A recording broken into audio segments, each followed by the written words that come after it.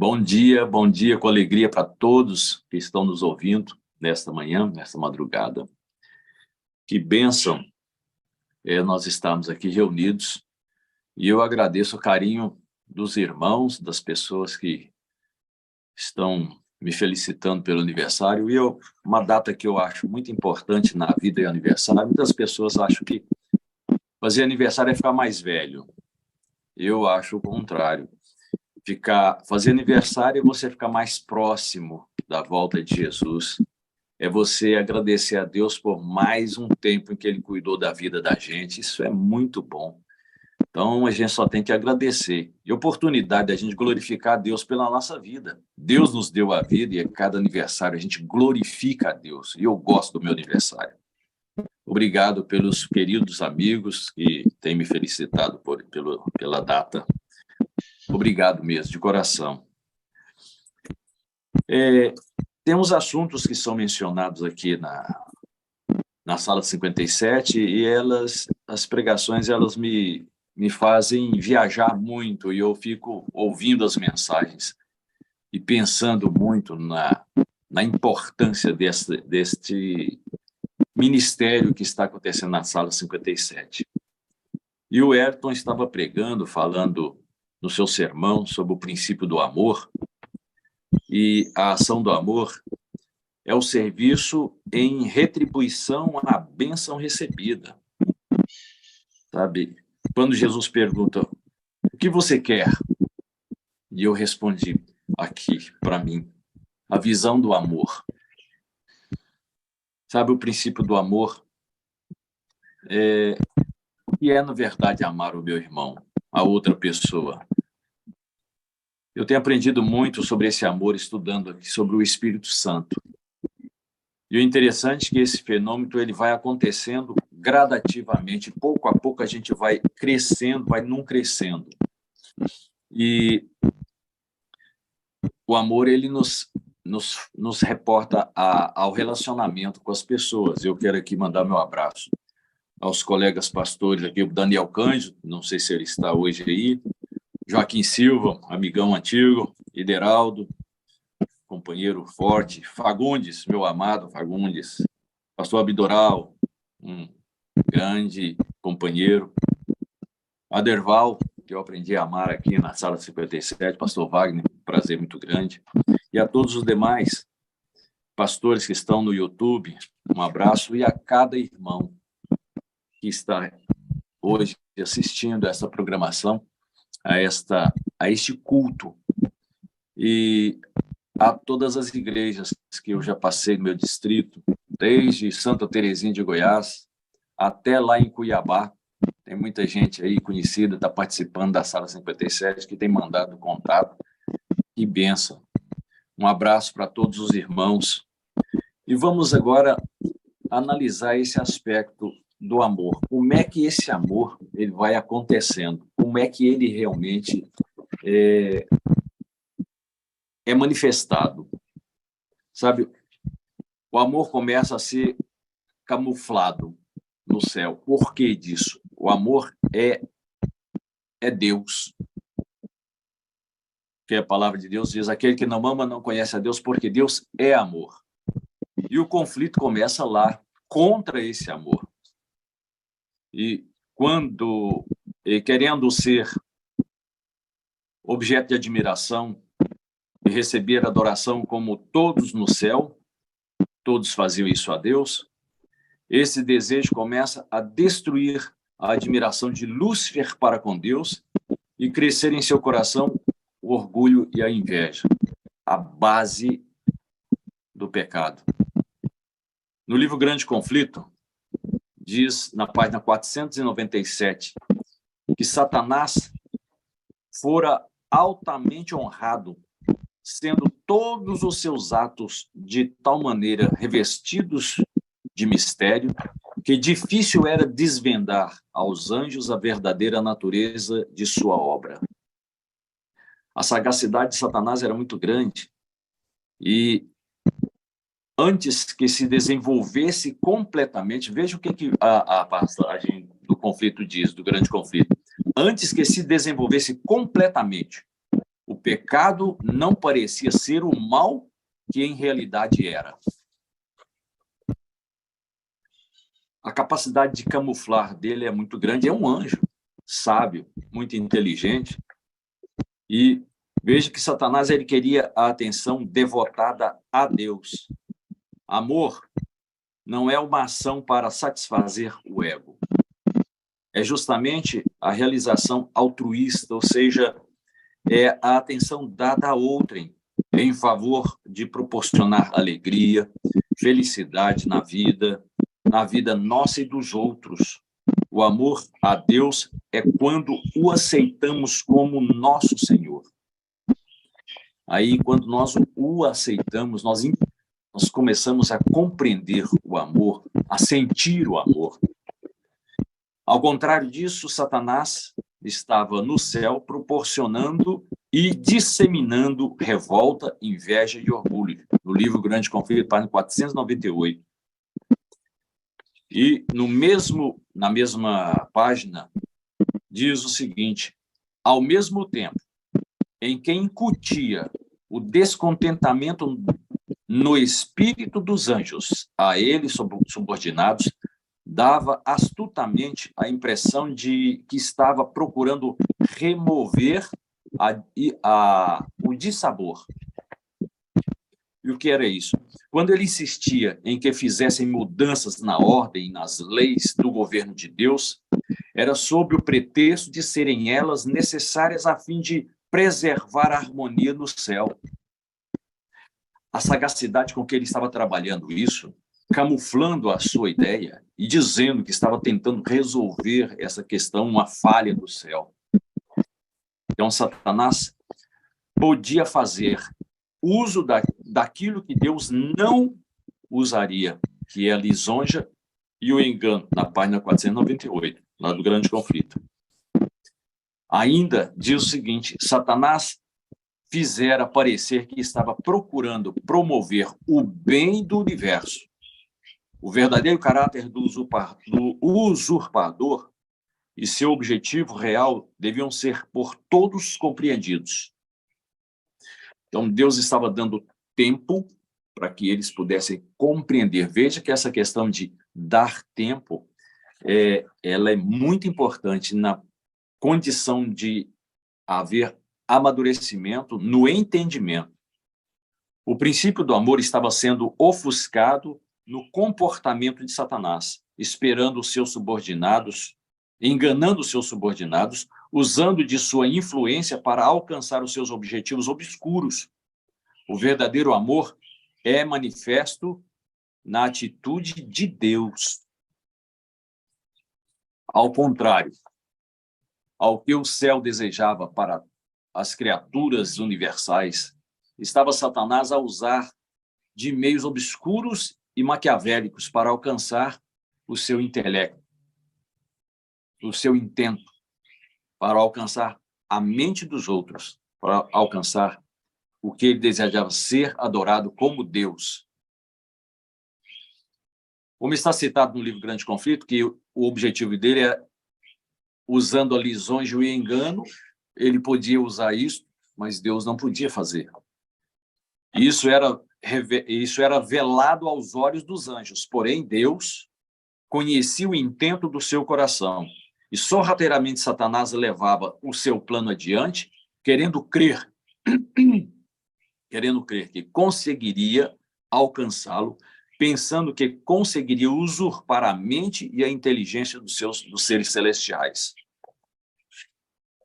Nesse mundo atual, essa estratégia continua sendo usada também por Satanás, fazendo com que as pessoas acreditem que essa estratégia é para o bem da humanidade. Algo precisa ser feito para que haja paz e felicidade global. Por acaso a gente imagina, pode perceber isso no mundo de hoje? Como é que essa tentativa de uma solução global, no mesmo espírito e objetivo usado no céu, está ele encaminhando a humanidade para que creiam nele, acreditando que há possibilidade de os homens por si mesmos arrumarem a bagunça que se tornou a natureza, os governos, as famílias, o comportamento dos jovens, as escolas, os ensinos, o respeito, a gentileza, a parceria, e aí vai.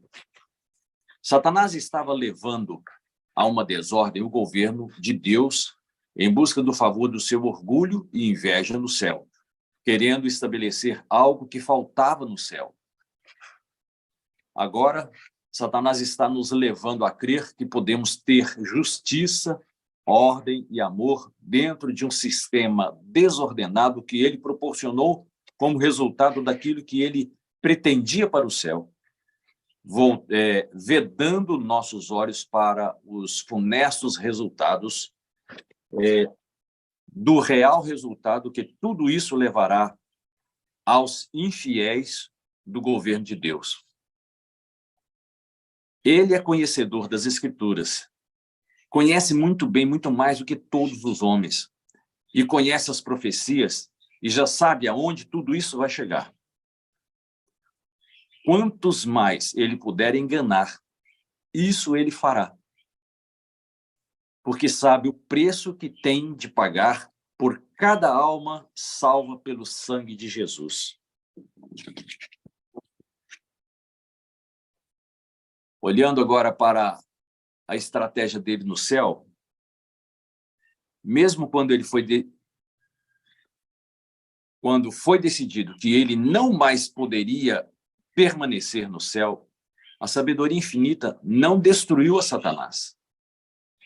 Houvesse ele sido imediatamente excluído da existência, e os servos do céu, os seres celestiais, teriam servido a Deus antes por temor do que por amor. Está na página 499 do livro O Grande Conflito.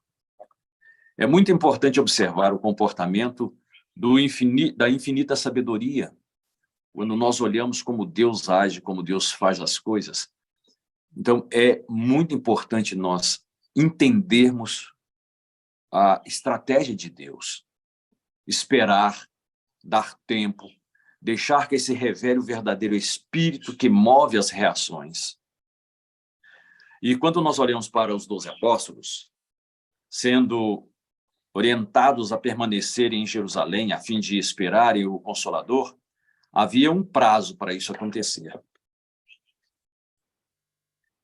Ao estarem ali aguardando, eles teriam tempo para refletirem em tudo que viveram com Jesus e os habilitariam para a recepção do Espírito de Deus.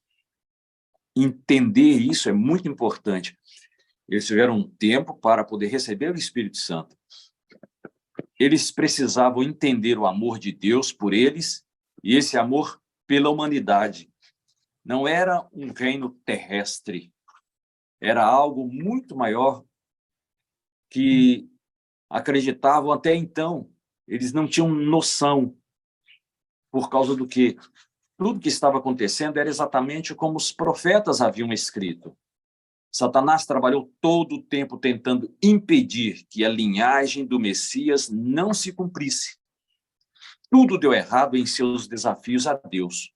Tentou Abraão a não fazer a coisa certa, procurou desafiar Davi da sua fidelidade para com Deus. Salomão quase colocou seu reino a perder. 4 grandes impérios foram levantados e neles muitas ideias pagãs foram introduzidas nas culturas com o objetivo de desviar a atenção dos escritos sagrados. O povo de Deus, descendentes de Abraão, que Deus prometeu enviar o Salvador através dessa descendência, se tornou desobediente e foi cativo várias vezes. Se misturou e se corrompeu, mas aí vêm os profetas. Eles vinham e alertavam e traziam esse povo de volta para o objetivo divino, para cumprir o propósito de Deus. Apesar de guardarem a palavra de Deus, o entendimento ficou confuso e obscuro ao ponto de não conseguirem reconhecer o Messias, o Salvador. Quando ele veio, a sua ação era muito diferente daquela visão que os sacerdotes professavam. Era exatamente a mesma que Satanás queria no céu. Os líderes queriam honra, orgulho, por serem os maiorais. Pareciam ter a verdade em seu poder. O orgulho, a inveja, a soberba, a arrogância estava ofuscada na presença honrosa dos intocáveis sacerdotes. O povo estava cego e preso numa mensagem que foi pouco a pouco distorcida. Ao contrário de tudo isso, veio Jesus. A atitude de Deus, dando-se, mostrando o verdadeiro caráter do amor, o verdadeiro governo do céu, provou a derrota do propósito de Satanás. Como Deus pôde mostrar o seu verdadeiro caráter? Foi na ação do amor, o verdadeiro amor sendo manifesto em ação aqui entre os homens, com ele mesmo sendo. Agora eu faço um contraste do momento em que os apóstolos se libertaram completamente desse teatro todo montado por Satanás, ao irem para o templo e se prepararem para receberem a promessa do Jesus ressurreto. Ali, eles compreenderam o verdadeiro amor de Deus, o amor de Deus por nós, e lhes é revelado e esclarecido todo o engano em seu verdadeiro espírito. Precisavam agora do poder sobre-humano para a tarefa pós-Jesus. Eles precisavam de um poder que eles não tinham, que não possuíam. Era um poder superior ao poder do homem. Eram homens e não tinham poder. Precisavam do poder, o poder acima do Senhor das trevas. Precisavam ter autoridade para cumprir a ordem do Ide. O poder veio sobre eles para que agissem. A igreja tinha poder. Vejam só, no livro de Atos, capítulo 1, verso 12, 13 e 14, diz assim: Então voltaram para Jerusalém, do monte chamado Olival, que dista daquela cidade tanto como a jornada de um sábado. Quando ali entraram, subiram para o cenáculo onde se reuniram Pedro, João, Tiago, André, Felipe, Tomé, Bartolomeu, Mateus, Tiago, filho de Alfeu, Simão, o Zelote, e Judas, filho de Tiago. Todos esses perseveraram unânimes em oração com as mulheres, como Maria, mãe de Jesus, e com os outros irmãos dele. E no capítulo 2, verso de 1 a 4, diz assim: Ao cumprir-se o dia do Pentecostes, estavam todos reunidos no mesmo lugar. De repente, veio do céu um som como de um vento impetuoso e encheu toda a casa onde estavam assentados. E apareceram distribuídas entre eles línguas como de fogo, e pousou sobre cada um deles. Todos ficaram cheios do Espírito Santo, e passaram a falar em outras línguas, segundo o Espírito lhes concedia que falassem. Aí, a igreja era poderosa, recebeu o poder. O Espírito Santo baixou sobre a igreja, apoderou-se daqueles que estavam dispostos. E veja, eles estavam preparando para receber esse poder. Era necessário que se preparassem para isso. Deus orientou para que fizessem isso. Um grande evento ia acontecer. Era muito importante que esse poder viesse sobre eles. Eles não tinham poder porque somos humanos e há necessidade de uma ação divina para que nós tenhamos esse poder. Sabe? Mas a igreja se corrompeu. Veja, no livro Eventos Finais, na página 131, diz assim: quando se corrompeu a igreja primitiva, afastando-se da simplicidade do evangelho e aceitando ritos e costumes pagãos, perdeu o espírito e o poder de Deus. E para que pudessem governar a consciência do povo, procurou o apoio do poder secular. E eu pergunto agora, onde, em meio ao estado em que o planeta está e da forma em que os governos estão tentando conter a desordem, quando a natureza está revelando o seu descontentamento, podemos encontrar a manifestação pura do amor de Deus? Neste planeta, no mundo que estamos, no tempo em que estamos, da forma que estamos vendo as coisas acontecerem, como é que nós vamos encontrar esse poder? Eu digo, meus queridos irmãos em Cristo, nós estamos sendo chamados a nos reunir em espírito de oração para um evento descomunal. Nunca aconteceu o que virá na proporção que nos está prometido. Os apóstolos se reuniram em um só espírito. Os apóstolos se reuniram em um só espírito.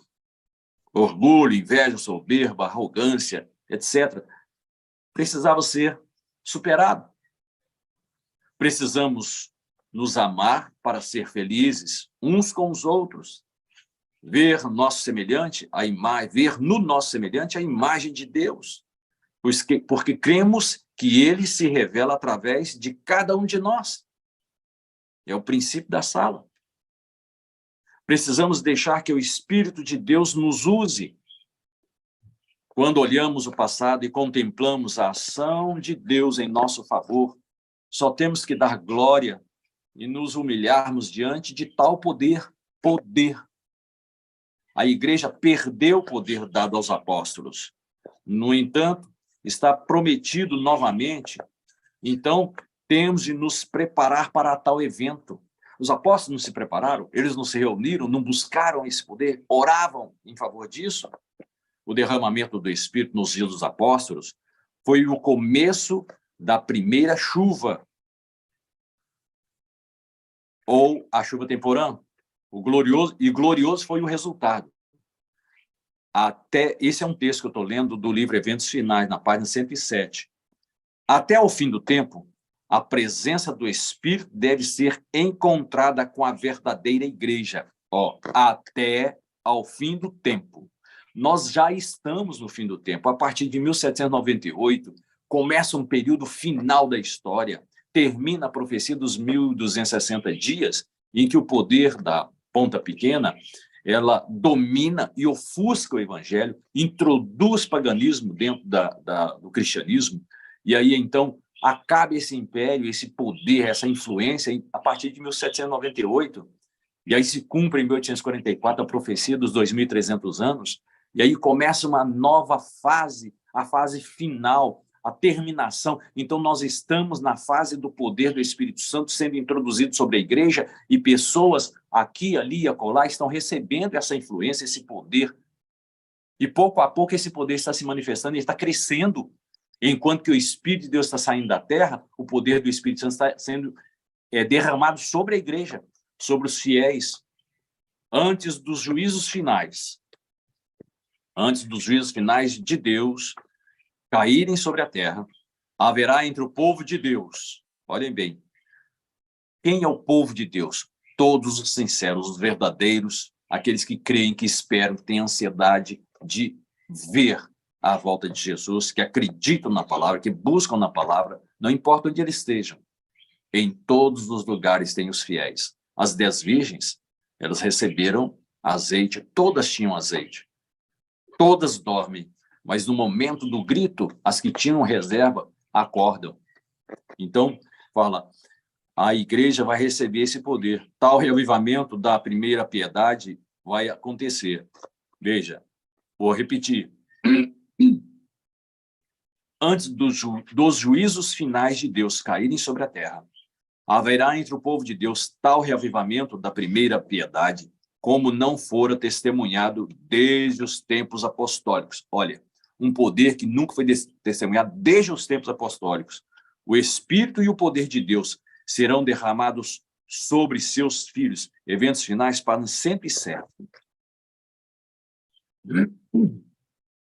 Nesse tempo, a chuva serôdia ou o refrigério pela presença do Senhor virá para dar poder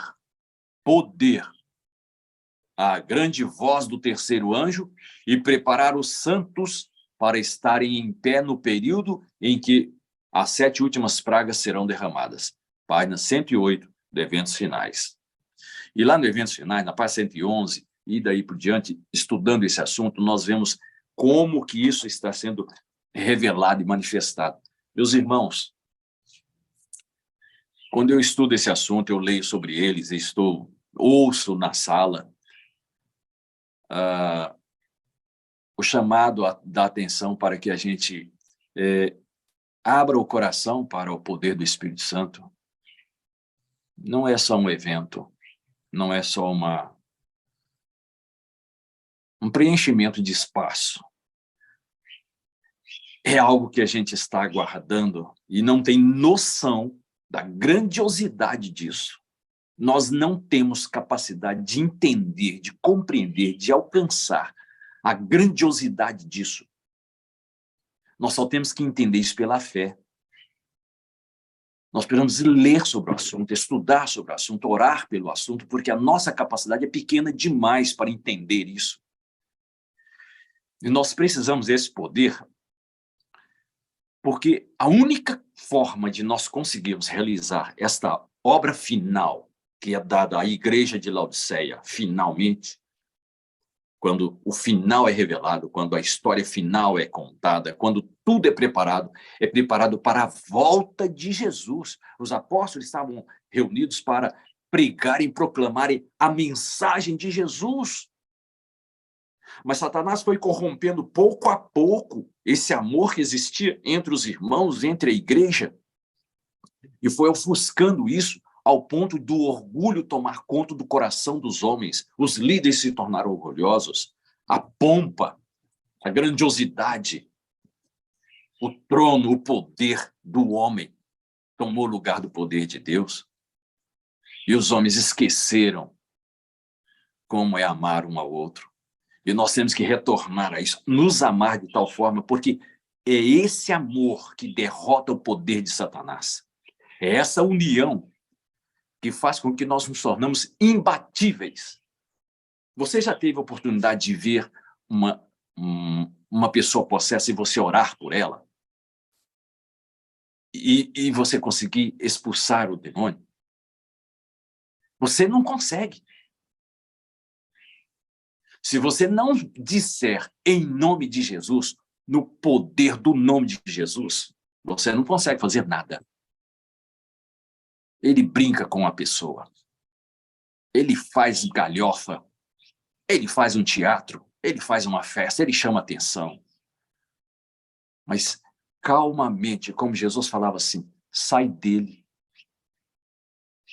Ele não tinha nenhuma ação. Simplesmente ele saía. Esse poder a igreja precisa. Esse poder, nós temos que nos apossar dele. Isso é só pela fé. Fé nessas coisas. É muito grande isto. É além de nós. Por isso nós temos que abraçar isso crendo. A fé é que faz remover a montanha. Você tendo fé nessas coisas, na palavra. Eu me emociono quando eu falo essas coisas. Porque Deus já me usou. E eu pude ver essas coisas. É bom demais você estar ali e você usar o nome de Jesus. O inimigo ser derrotado. E depois ele vem contra você e fala, vou te derrotar, como ele já falou comigo. Mas sabe, eu pude dizer a ele, você é derrotado. Eu não tenho poder contra você. Mas o Deus que eu sirvo é maior que você? Sabe, um dia nós vamos poder ver a vitória de Jesus. Mas tem uma coisa que eu li no Grande Conflito e que eu fiquei muito triste. Fala lá que, no final, vai ser derramado fogo do céu para destruir aqueles que negaram a Deus. É lamentável isso, é triste. São inúmeros, inumeráveis. Vão cobrir a terra, os que serão destruídos juntamente com Satanás. E lá fala que, quando o fogo descer do céu, Satanás vai ser o primeiro que vai começar a ser queimado. E depois que todos tiverem sido queimados, ele ainda vai permanecer por muitos dias queimando. Ele vai ter de pagar pelo pecado que ele proporcionou. E eu fiquei triste com isso, eu tive pena do diabo. Você vê um ser que vai ser destruído por causa do seu orgulho, por causa da sua maldade. Se ele tivesse arrependido, mas perdeu essa chance, nós temos essa chance. O amor vence. O amor venceu na cruz. E nós podemos nos apossar desse amor. O amor de Deus é maior. E quando você diz e usa o nome de Jesus, esse poder é manifestado. Experimente isso. Deus fará grandes coisas através de você. Você não faz nada, eu não faço nada. Mas o poder de Deus faz. Se tão somente você acreditar, creia, e isso vai acontecer na sua vida. Amém? Eu desejo isso para você. Nós estamos reunidos na sala 57, buscando esse relacionamento de amor, para nós nos unirmos de tal forma que Satanás não poderá nos alcançar, não poderá nos destruir. Como diz a palavra de Deus, pode acabar com o nosso corpo. Mas aquilo que Deus coloca no nosso coração, jamais ele vai vencer. Nós somos mais fortes quando estamos com Jesus. Ele não tem poder contra nós. O fim dele está próximo, ele sabe disso, por isso ele está aprontando toda essa confusão. E esperem, coisas piores vão acontecer. Muitas. Mas para nós suportarmos essas coisas, nós precisamos do poder. Por isso estamos aqui buscando esse poder. Porque sem ele, são as 10 virgens que têm azeite a mais. Azeite a mais. Azeite a mais é Espírito Santo a mais, para suportar a prova que vai vir agora no final. Prepare-se, Jesus está voltando. Deus te abençoe. Amém?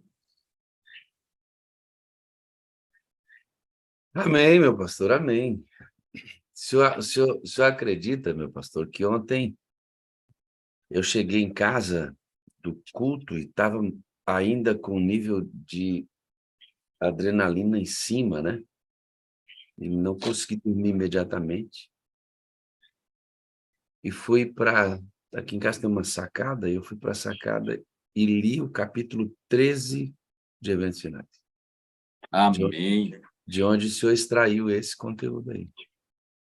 Verdade. E eu vou dizer para você, amigo, que está adorando conosco, leia o capítulo 12, não que o restante é tudo muito bom, mas o capítulo 12 e 13 do livro Eventos Finais, que eu vou, inclusive, fazer uma mensagem nesses 2 capítulos. É extraordinário. Já li, ontem reli, porque eu estou procurando entender algumas coisas para passar para vocês. E estava ontem mastigando aquele texto, entendendo as conexões, de onde o pastor Ivaí extrai alguns dos textos citados aqui esta manhã. Muito obrigado pelo presente da mensagem, viu, amigo? Amém. Nós vamos orar agora e pedir a Deus que o Espírito Santo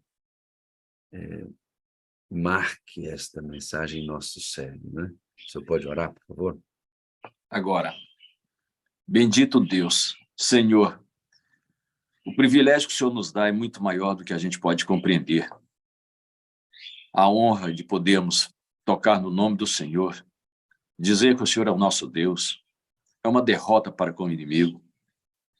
Nós podemos nos humilhar diante do Senhor, aceitando o Senhor como nosso Deus, coisa que o inimigo não fez.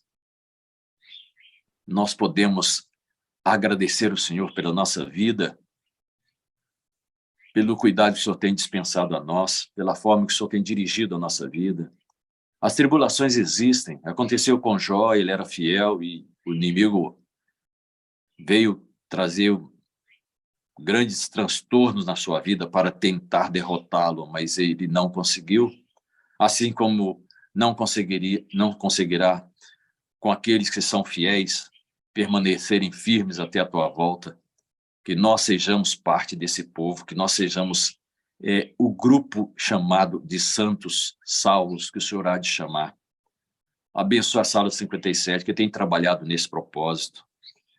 Oh, Deus bendito, que nós permaneçamos e nos unamos em amor e em fidelidade para contigo, estudando a tua palavra, buscando, Senhor, a consagração de nossa vida, transformação do nosso caráter, porque o caráter que nós vamos levar para o céu é esse que nós temos. E nós precisamos desenvolvê-lo ao ponto de nos tornar cada vez mais semelhantes a Jesus. Por isso, toma conta de nós, Senhor. Obrigado pelos amigos que temos, pelas famílias, pela nossa família, pelos nossos familiares, pelos filhos, pela esposa, pelo marido, pelos irmãos de fé. Não importa a igreja que você esteja, seja fiel a Jesus, estude a palavra e compreenda a luz, porque Jesus vai falar, sai dela, povo meu, nós vamos ter que nos reunir num grupo especial, porque esse mundo está corrompido e muitos líderes estão corrompendo a palavra e nós precisamos entender isso. Que Satanás seja derrotado, já foi na cruz, mas que no seu coração ele perca o trono, no meu coração ele perca o trono e Jesus Cristo tome conta de nós, para nós ficarmos fiéis, Senhor, permanecer fiéis à tua vinda. É grande demais pensar no Senhor voltando. A nossa mente não consegue alcançar isso. Imaginar a gente voando, subindo, indo para uma dimensão que a gente nunca imaginou. Obrigado, Senhor, por nos dar esse presente. Presente da vida. Bendito seja o nome do Senhor. Nós te agradecemos no doce nome do nosso Salvador Jesus. Amém, amém e amém. Amém. Amém. Meu pastor, aqui para aqueles que estão chegando e para aqueles que estão começando na caminhada conosco, a sala reorienta, aprofunda, né? 4 princípios e o livro Eventos Sinais, nesse capítulo 13, fala exatamente da necessidade de rever tudo isso. Então, a gente trabalha a revisão de 4 princípios básicos do cristianismo.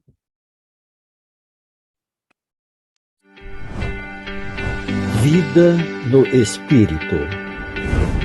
Amor incondicional. Comunidade saudável. Missão atrativa. Sala 57. Estamos em movimento. Quero mandar aqui o alô, pastor, o alô para o Jefferson. Jefferson, encontrei com ele no almoço, junto com a sua esposa, aqui sábado agora, batemos um papo bem legal, ele é dono de uma pizzaria. Jefferson, um abraço, logo, logo nós vamos almoçar juntos, viu, amigo? Aquele combinado que nós fizemos no almoço, e dá um abraço aí na sua esposa e na família, viu, Jefferson? Deus te abençoe ricamente em sua caminhada. Pastor, temos mais gente trabalhando aí para apresentar a sala 57, e a galera da JUSE, que está aqui na sala agora, tem um recadinho para a gente. Eles estão indo para uma região aí apresentar a sala 57, e nós vamos ver o convite deles aí.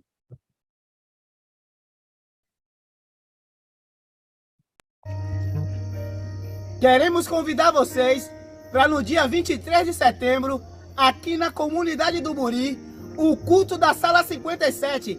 E queremos dizer para todos vocês: estamos em movimento!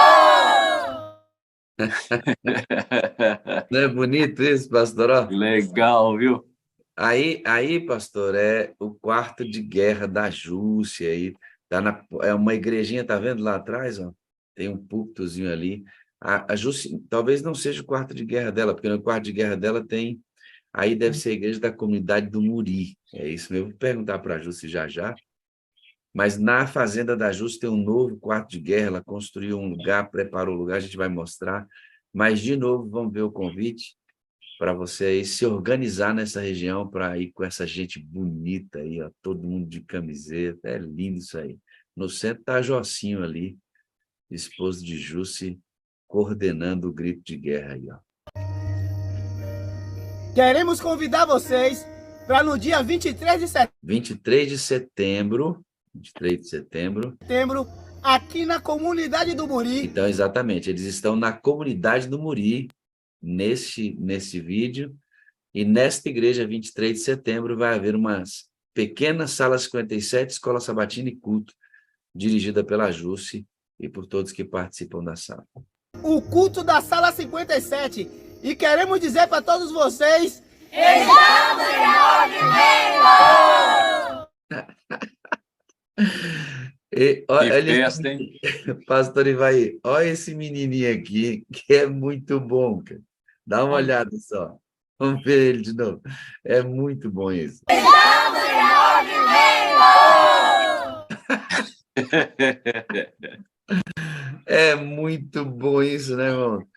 Esse envolvimento é extraordinário. A Jússia, se você estiver em boas condições, se você quiser abrir a câmera para falar um pouquinho para a gente, só se você estiver em boas condições, imagem boa.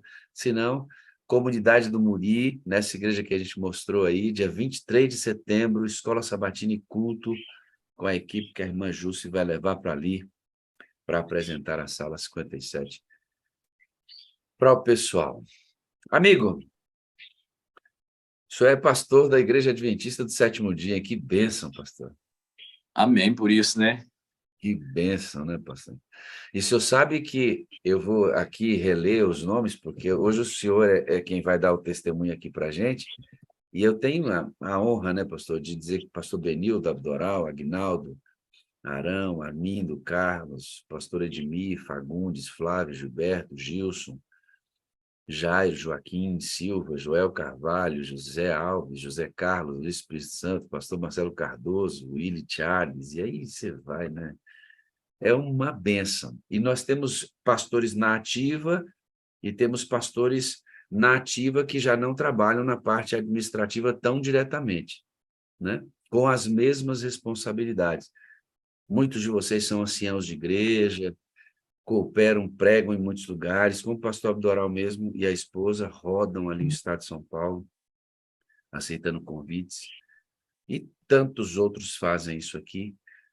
Ter um pastor como o senhor aqui, amigo, que já traçou o caminho pelo qual eu vou passar, que conhece bem a história, sofreu, foi feliz, se decepcionou, se alegrou, e quando o senhor permanece na fé, firme, proclamando o evangelho do Senhor, esperando a vinda de Cristo, o senhor é uma inspiração para nós, pastores, que estamos passando por onde o senhor já passou. Amém por isso. Estou com as barbas de Abraão. Meu respeito, minha admiração, tenho vocês como meus conselheiros. O pastor Abdoral outro dia me deu uma chamada no bom sentido, como meu discipulador. Wagner, cuidado com isso, cuidado com aquilo. E eu me resigno a ouvir esses homens e agradeço pelos conselhos. Foi muito gentil. Pastor Abdoral é bom conselheiro. No período que ele estava aqui, nós conversávamos bastante. E eu estava comprando a minha chácara naquela época. Sabe o que eu acho incrível, cara? No grupo da Sala 57, é que ninguém aqui, quando me dá conselhos, chega e impõe nada, não é num processo rude, é preocupado com o movimento da sala que o próprio pastor ama, né? Então, e me dá, inclusive, a liberdade de trocar ideias, de discutir pontos de vista e a coisa continuar amigável em unidade como a gente anda aqui. Então, é uma gratidão muito grande que eu tenho a cada um de vocês, pastores, que nos ajudam a fazer com que a sala venha ao ar todos os dias. Bom, vamos conhecer a história de mais um pastor, hein? Rapaz, vendeu mel, comportou, teve que pedir dinheiro para a mãe para pagar aluguel, porque o negócio apertou. Verdade. Começou 2 anos, parou, depois voltou. Pastor, que loucura para se formar, né? Mas lá no Verdade. começo, o senhor morou em Peçanha, Minas Gerais, nasceu lá. O pai se tornou fotógrafo, depois mudou para Curvelo. Era amigo de um bispo, esse bispo convenceu seu pai a ficar ali, porque Curvelo era uma cidade próspera ainda, né? E o seu pai era muito conhecido naquela cidade e já fez um processo de discipulado logo de cara, porque o senhor também se tornou fotógrafo. Com 15 anos, o senhor já manjava do negócio. Verdade. Nesse período, meu pai se tornou chefe escoteiro, ele começou a trabalhar com escotismo e um grupo de garotos na cidade, tinha a missa dos escoteiros, a gente ajudava lá. E, então, a nossa vida religiosa era intensa. Meu pai era vicentino e as atividades da igreja e esse relacionamento religioso ele é muito intenso na nossa vida. E, pelo fato dele ser amigo desse bispo, esse bispo se tornou meu padrinho. Eu admirava muito ele e tal, e eu falava, um dia eu vou ser bispo também, né? E acabei me tornando, né, um pastor.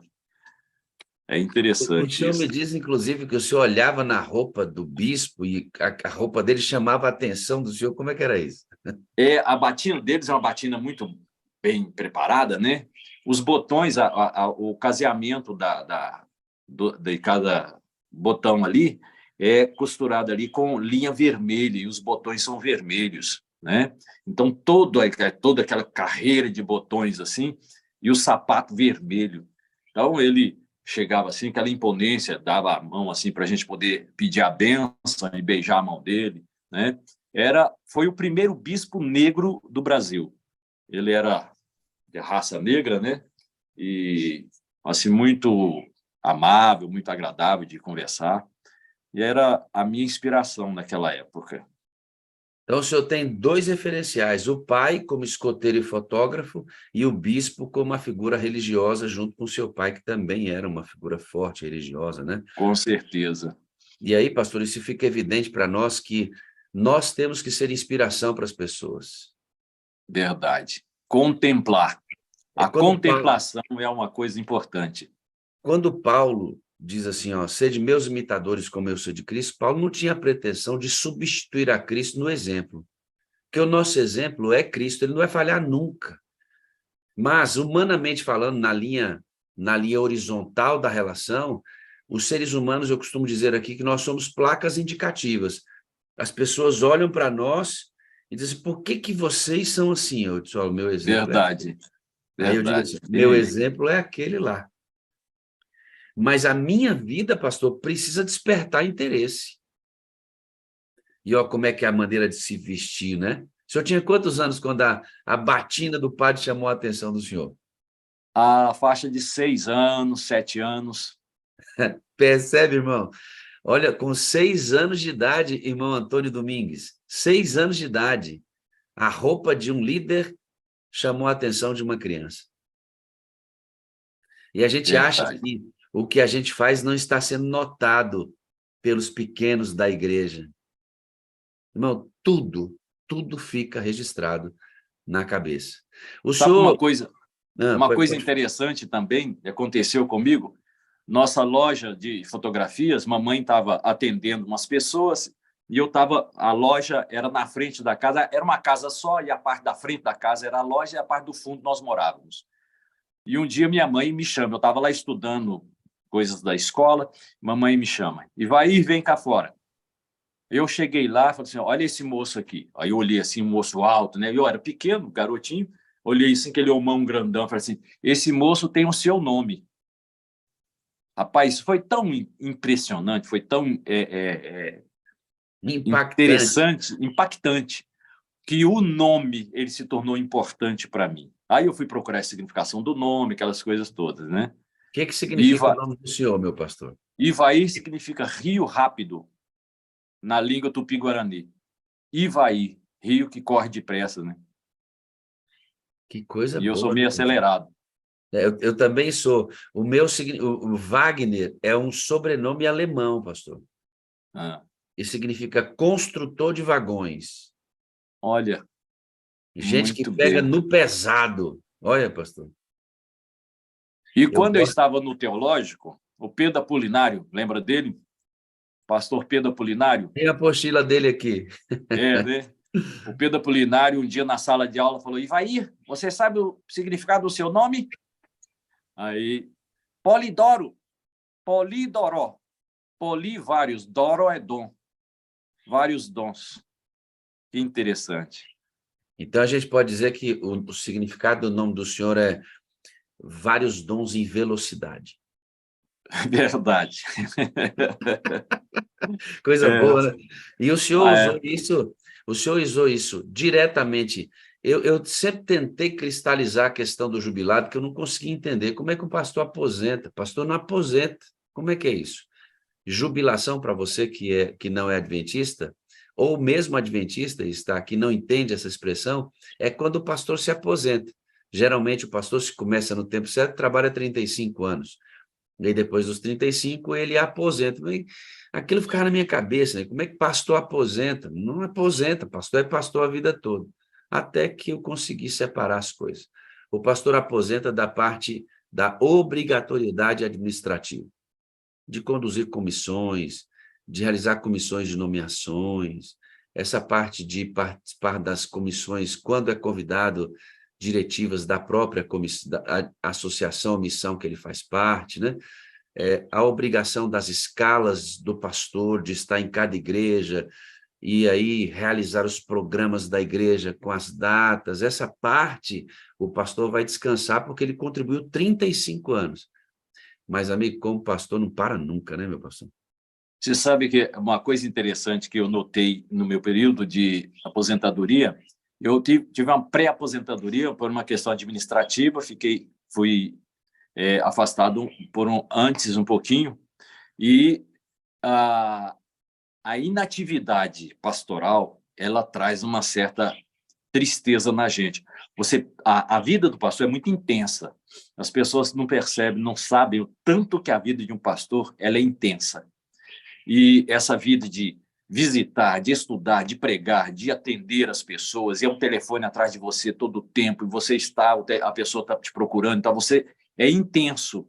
Isso é 32 horas por dia, né? E aí, quando eu entrei na pré-aposentadoria, aquele choque de você sair das atividades intensamente, mas graças a Deus que eu tinha a chácara. E aí, nas atividades da chácara, preenchia muito o meu tempo.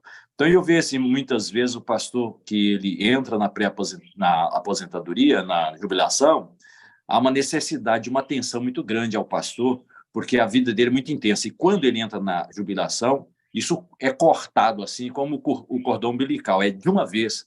E isso é muito intenso. Então, esse choque, eu acredito que machuca um pouco. E era necessário essa atenção. Por isso, essa atenção dos jubilados, aqueles encontros dos pastores jubilados e tal, isso ajuda muito, sabe? Pastor, contribui para poder preencher esse espaço. Para os irmãos entenderem, geralmente quando você trabalha num banco, o pastor vai e trabalhou num banco, você sai do banco, você sai do seu ambiente de trabalho e vai para casa. Isso muda, sua mente muda de ambiente. O pastor, ele não tem um lugar para ele sair para um outro ambiente. Tudo que ele faz... É verdade. É trabalho. Eu estou na minha casa aqui. Qualquer pessoa que está em casa está longe do trabalho, está descansando do trabalho. Seja na venda, eu chego em casa. Seja do escritório, eu chego em casa. A minha casa é meu escritório. Aí, quando eu saio daqui, para onde é que eu vou? Vou para a igreja. E a igreja é o quê? Meu trabalho. É bem desse jeito. Amigos, deixa eu dizer para você, não para. não para. Se o pastor não tiver um pouquinho de habilidade de fazer assim, ó, fechar dentro de casa a porta do seu próprio escritório e conviver com sua família, ele literalmente vai submergir nesse tipo de atividade constante. E aí, o que o pastor vai estar dizendo é que quando jubila, essa atividade estanca imediatamente, porque é normal, vai aposentar dessas responsabilidades. E muitas vezes tem pastores que não se preparam para isso, ou não se adequam exatamente a isso, e precisa de uma atenção especial. Sofre a ruptura, né, pastor? Sofre a ruptura. É verdade.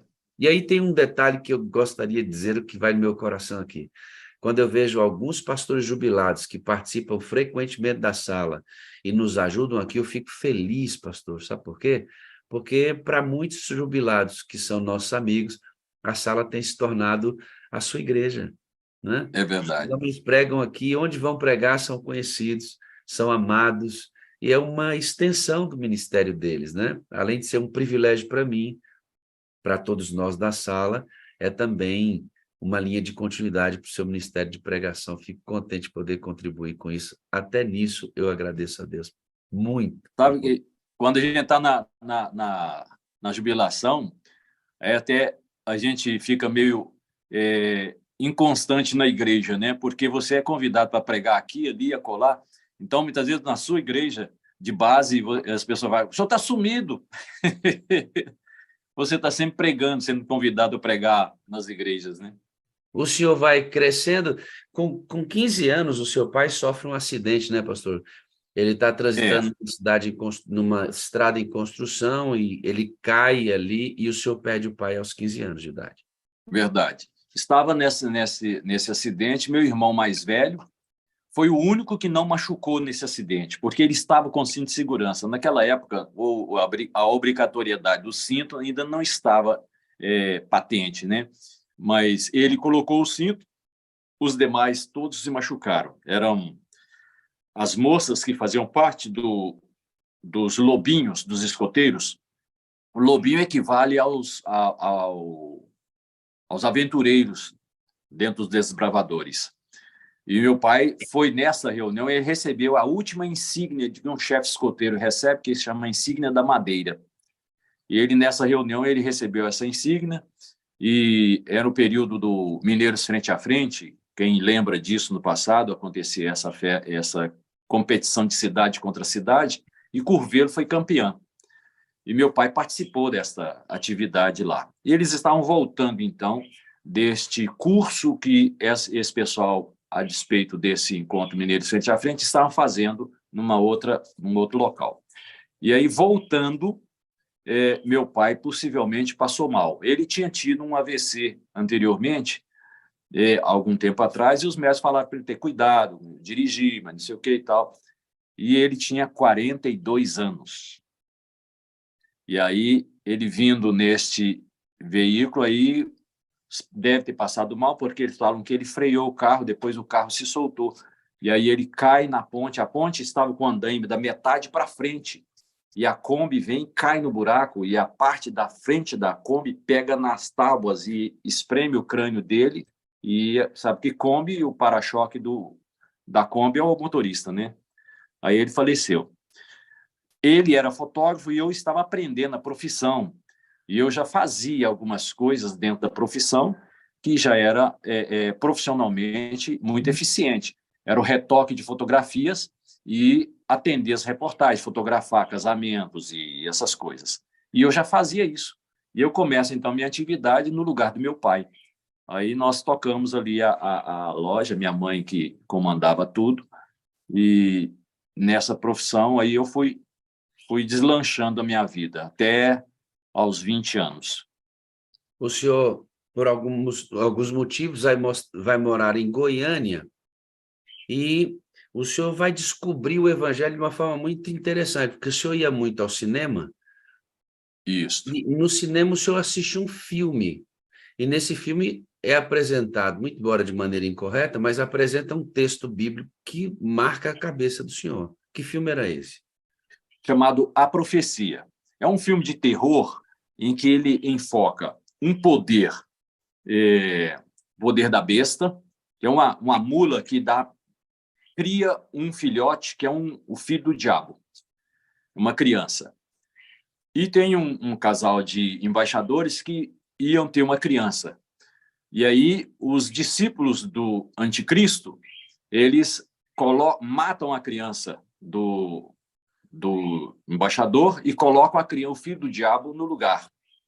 Tem um sacerdote, uma enfermeira e mais outras pessoas que fazem parte desse grupo, que manipulam essa situação para colocar o filho do diabo no meio dos homens.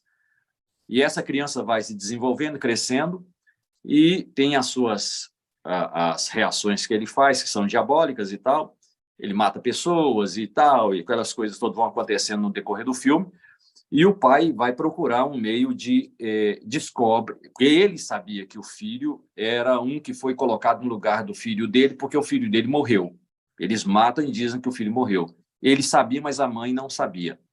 E aí, nisso daí, o pai procura, então, um meio de livrar desse filho do diabo, que ele descobre que tem essa característica. Ele viaja, busca coisas e tal, e é mandado sacrificar esse filho no altar de uma igreja. Quando isso vai acontecer, aí todo esse drama todo chama muita atenção. No final, aparece a passagem bíblica. Aqui há sabedoria. Aquele que tem entendimento, calcule o número da besta, porque é o número de um homem, e o seu número é 666. Como eu era muito religioso, eu frequentava grupo de jovens. Lá em Minas, eu participava de grupo de jovens, Emaús, TLC, que os católicos conhecem bem esses encontros. E aí eu vim para Goiânia atrás da namorada, né? O fato de eu sair de casa foi por causa quando meu pai morre, tem um sócio do meu pai, que ele tinha um escritório de representações e uma fábrica de malas, aquelas malas de papelão. Meu pai tinha isso. E ele que cuidava dessas coisas. E aí, quando meu pai morre, ele trabalha de tal forma que ele fica sócio da minha mãe na loja.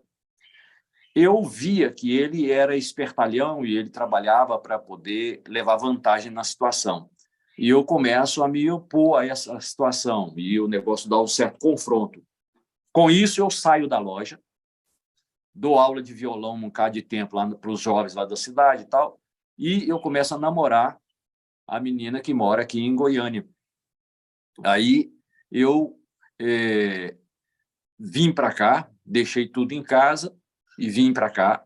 Aqui eu trabalhei numa empresa de financiadora, que emprestava dinheiros. Depois eu fui trabalhar no banco. E no banco tinha um rapaz que era adventista, e eu não sabia. Era o agente secreto, né? Eu não sabia que ele era adventista. Tem um monte de agente secreto por aí. É verdade. Aí eu comentando no outro dia que eu vim para o banco, comentando sobre o filme, fiquei impressionado com aquilo, porque eu gostava de carregar a Bíblia. Meu pai deu para cada filho uma Bíblia da editora Ave Maria, aquela capa de madrepérola, um material bonito e tal, então cada um tem. E a minha eu dei para o meu irmão caçula, porque quando meu pai morreu, mamãe estava grávida do irmão caçula.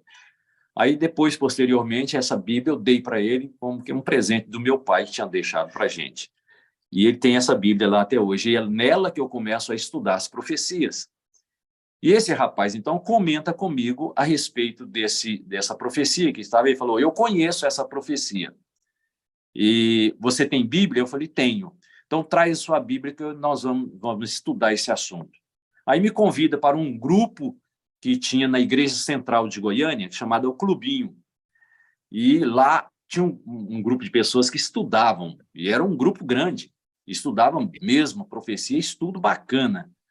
E eu entrei de cabeça. Agora você imagina um católico entra de cabeça nas profecias e confronta com essa mensagem do poder do anticristo. Foi um choque assim muito grande, mas aquela imagem do bispo lá atrás vai ser desconstruída na sua cabeça como referência religiosa. Então, começa a desabar toda uma crença que era a base da família.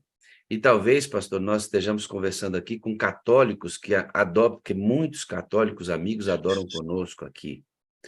E eu fico pensando na cabeça deles, assim como eu fui confrontado no início do meu adventismo, muito embora não fosse um católico praticante, mas eu fui confrontado com as crenças da minha família. Eu tenho uma sobrinha que comecei a estudar com ela e nós estudamos o texto sobre a imortalidade da alma.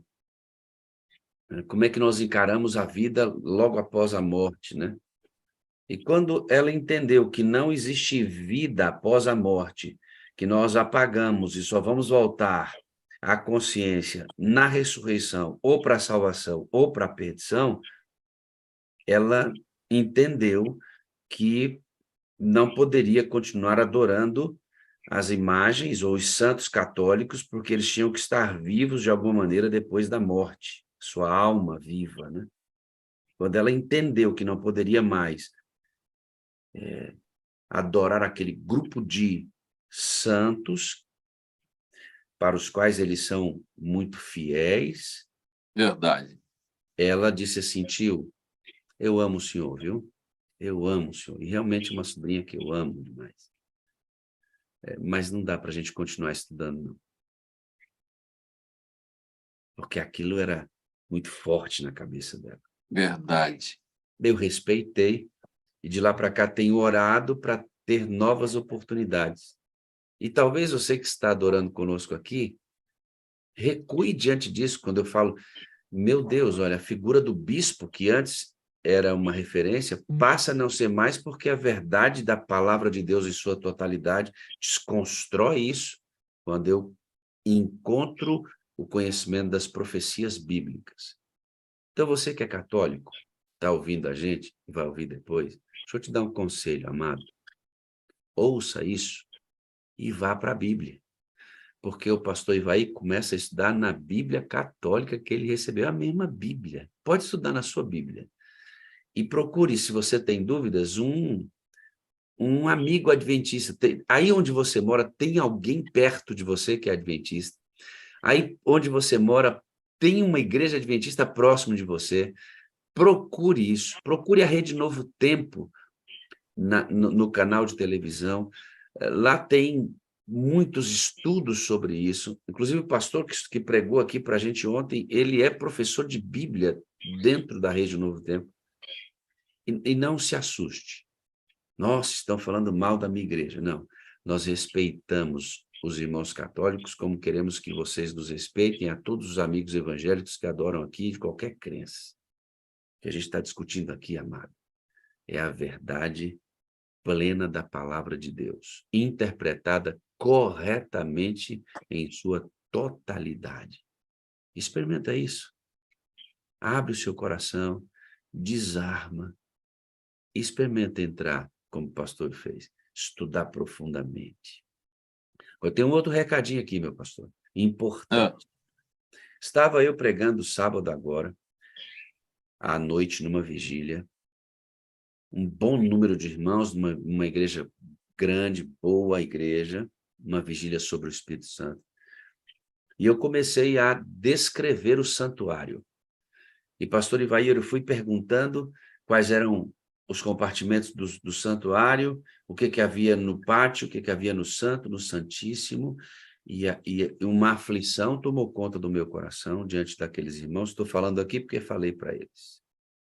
Muitos adventistas do sétimo dia que ali estavam, queridos irmãos da fé, não sabiam os móveis do santuário. Não sabiam a ordem em que eles estavam, em que compartimento. A Arca da Aliança veio para o santo. A Arca da Aliança veio parar no lugar santo. Carregaram a arca para o lado errado. Carregaram para o lugar santo. Seria engraçado se não fosse trágico para um adventista não saber isso.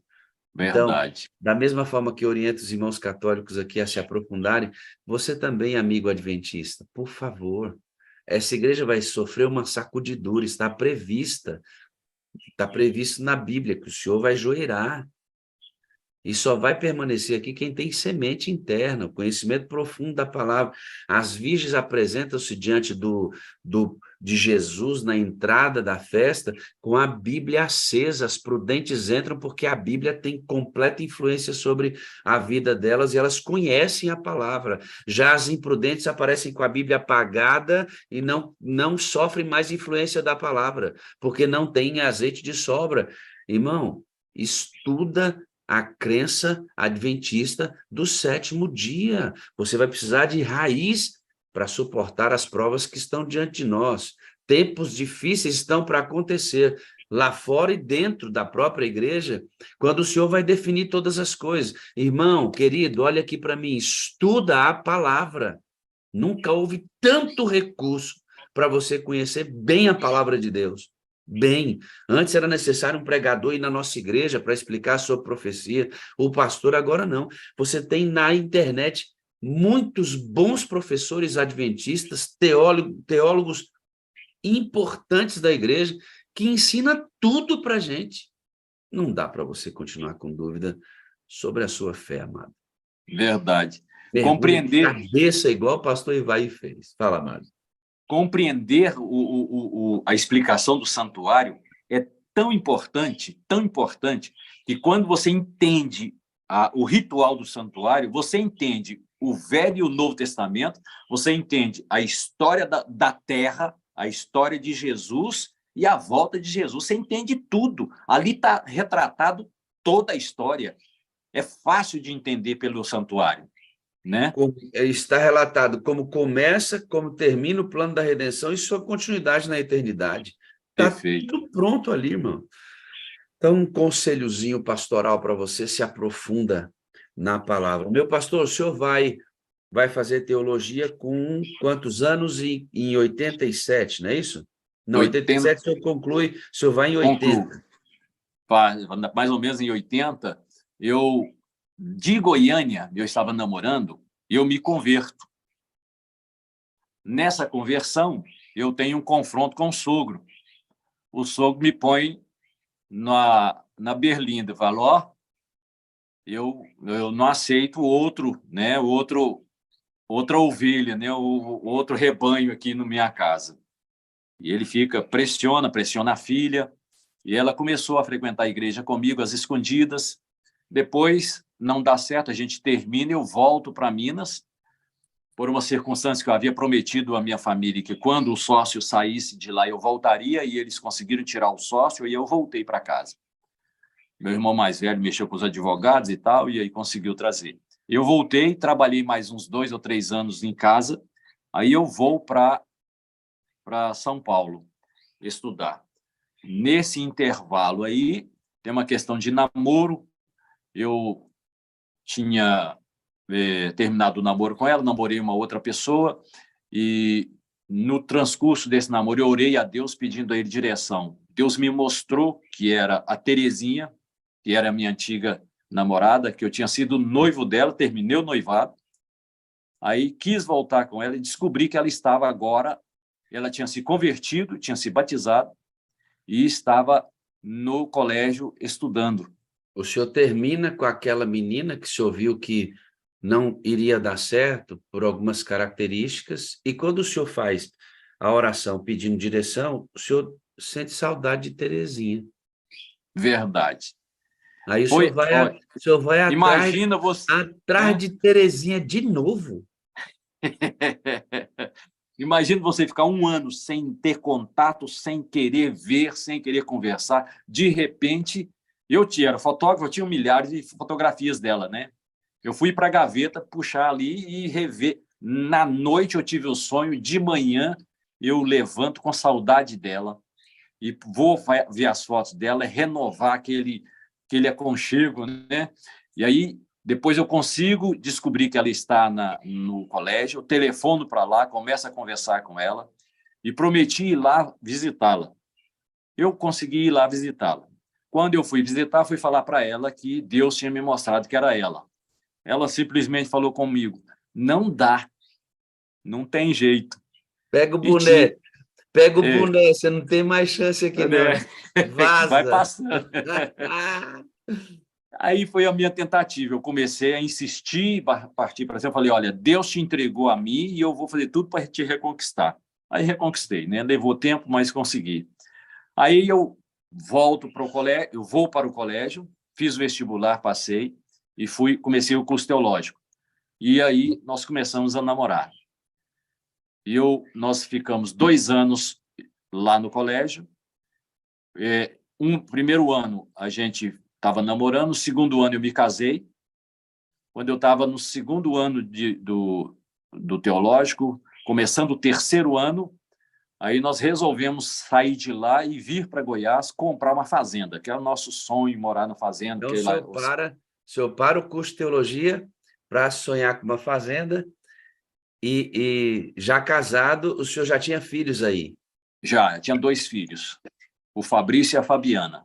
Mas o chamado no coração é muito quente, a fazenda... Não teve jeito. Aí fui trabalhando e a coisa não prosperava, nunca conseguia arrumar o dinheiro, eu estava comportava bem, mas não dava.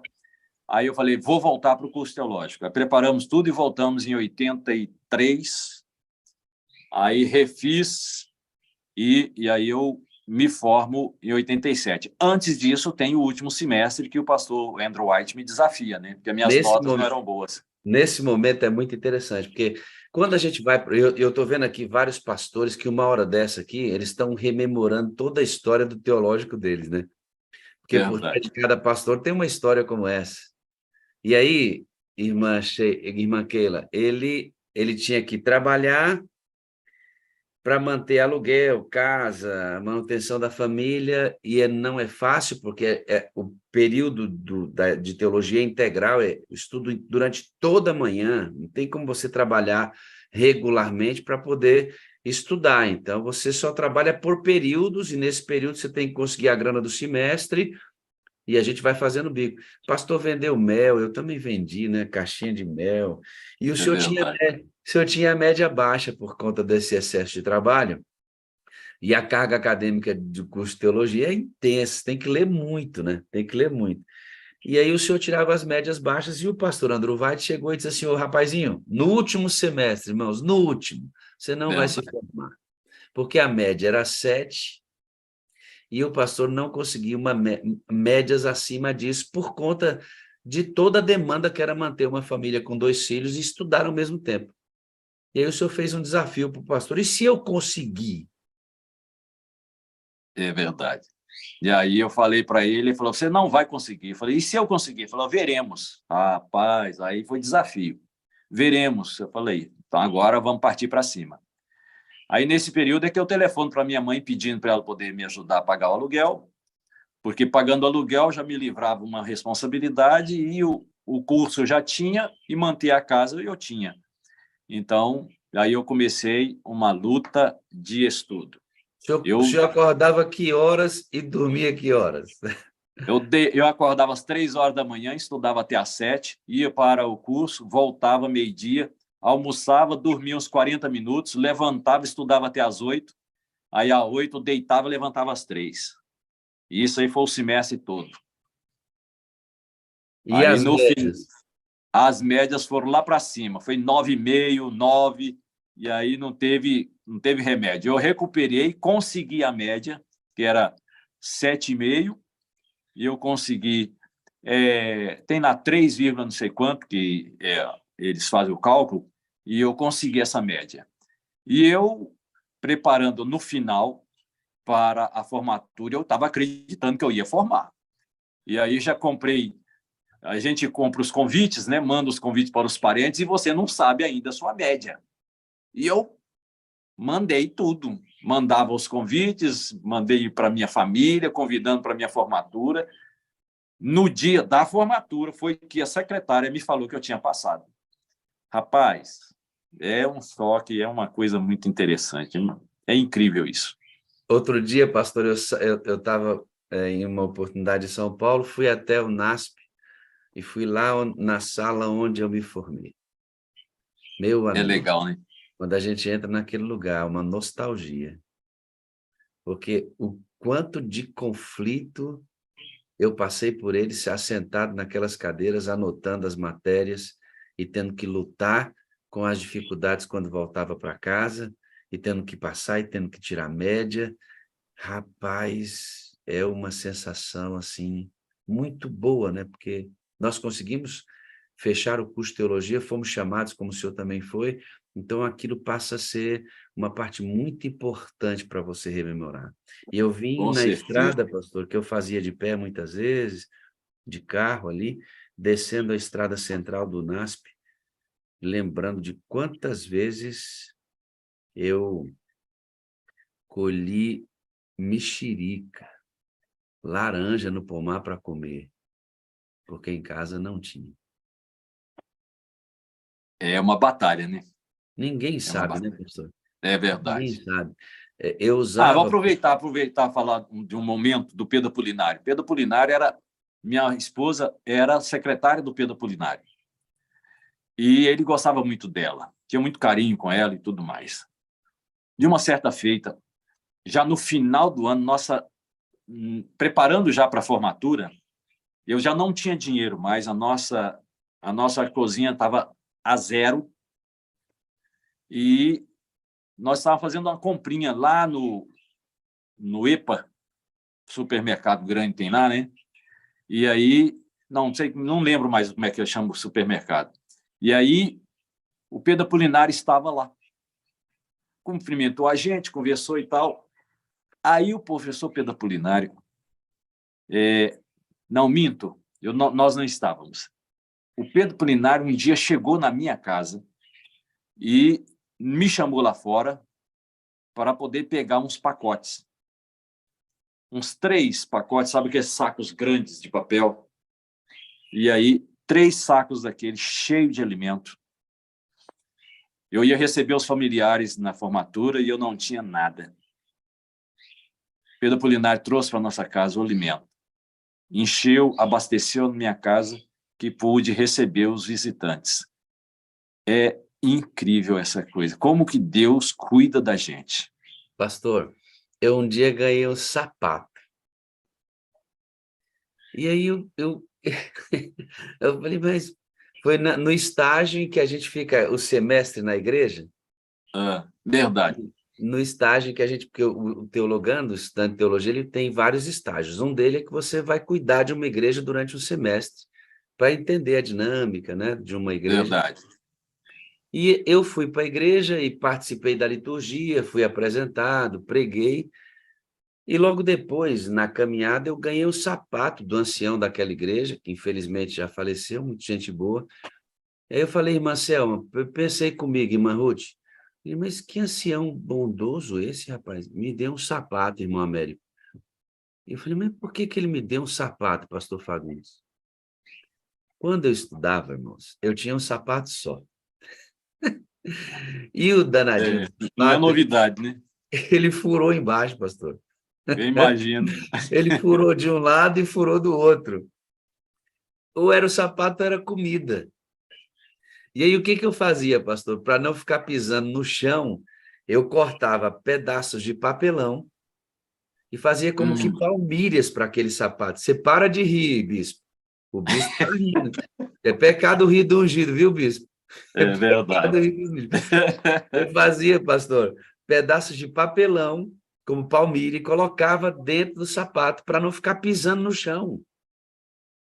E calçava aquele sapato, engraxava, deixava limpinho, mas embaixo os furos. E aí eu fui para a plataforma. Se o buraco fosse em um, eu escondia com o outro, né? Não tinha jeito, eram os dois? Tinha jeito, pastor. Eu ajoelhei e o irmão estava atrás de mim. E ele viu, Jorge, os 2 buracos no sapato. Ele teve compaixão do estudante de teologia. E no sábado seguinte, pastor, vem aqui. Já chamava a gente de pastor para dar um mole. Vem aqui. Eu tenho um presente para o senhor. E na hora que eu abri, um sapato novinho, rapaz. Eu falei, irmão, bondoso, que maravilha. O senhor me deu um sapato. Mas que irmão. Aí eu fui para casa e falei, como é que ele sabe que eu precisava de um sapato? Aí eu fui lembrar, meu amigo, que ele estava atrás de mim quando eu ajoelhei a plataforma da igreja. Meu amigo, é cada história que só a gente... Verdade. Se a gente, Marcelo, se a gente somasse todas as aflições e valores que a gente tem que colocar no curso de teologia com família, o senhor tinha 2 filhos, eu tinha 1, a gente não vai, não. O custo é muito alto, mas o Senhor abre portas extraordinárias. O pastor se forma, primeiro ano de teologia, e o senhor vai tirar o primeiro período de férias do senhor, e tem um morro que o senhor tinha que subir. O ônibus o Morro do Pilar. O Morro do Pilar. O ônibus não subia, não, é bem íngreme o morro, e tinha que descer com as malas e subir para pegar outro transporte lá em cima do morro. Lá vai o senhor com a esposa, 2 filhos, e a lama. Como é que foi o negócio do sapato, meu amigo? Olha, rapaz, sabe esses sapatos esporte, né? Que você não tem cadarço. E eu lá vou com meu sapatinho bacana e tal, e agora... E aí não tinha carro, né? Aquele período para comprar carro era muito difícil, né? Hoje em dia o pessoal já forma e tem facilidade de comprar carro e tal. O pessoal precisava de ir lá naquele nosso tempo, né? E aí não tinha carro, e aí pegamos o ônibus para poder sair de férias. O senhor cuidava do distrito a pé? A pé. Quantas igrejas? Eram, parece que 12 igrejas, parece. E a quilometragem do distrito? Não era tão distante, não. Não era muito distante, não, porque as cidades ali eram mais próximas. Santa Terezinha de Goiás, Pilar de Goiás, Crixás, aquela região ali. Você sabe que eu já fui obreiro em Santa Terezinha. De Goiás? Obreiro bíblico. Morei em Crixás, É? na casa do Vado. O senhor conhece o Vado? Ah, verdade. É por isso que você conhece o Vado, rapaz. Morei na casa dele e fui obreiro bíblico em Santa Terezinha. Pois é, rapaz. Eu visitava lá a casa do Vado, e os meninos dele, eu achava lindo os meninos dele, porque os meninos são bonitos, né? Clarinhos e tal, a esposa lourinha, e os meninos branquinhos eu admirava, porque eu estava acostumado com aquele tanto de menino baianinho ali em Santa Terezinha, né? E aí chegava lá e eles eram branquinhos assim, né? E eu admirava, achava bonito. Eu gostava de ir lá visitar o Não Vado. que os pretinhos não sejam bonitos, né? Claro que não, mas era diferente. Alguém que está me olhando aqui pode achar, o pastor não achava o pretinho bonito. Não, o pretinho era bonito também. Não é verdade. E aí, porque você fica no meio, quando você pega um diferente, ele destaca, né? E eles destacavam, assim, graciosos e bonzinhos e tudo, mas aí era essa região minha ali. Não sei o que eu estava falando. Bom, eu era obreiro em Santa Terezinha, onde o senhor era pastor, e o morro o senhor foi com sapato. Tá. Vou lá, vou subir agora o morro. Aí saio de férias. E aí tinha um rapaz que estava junto com a gente.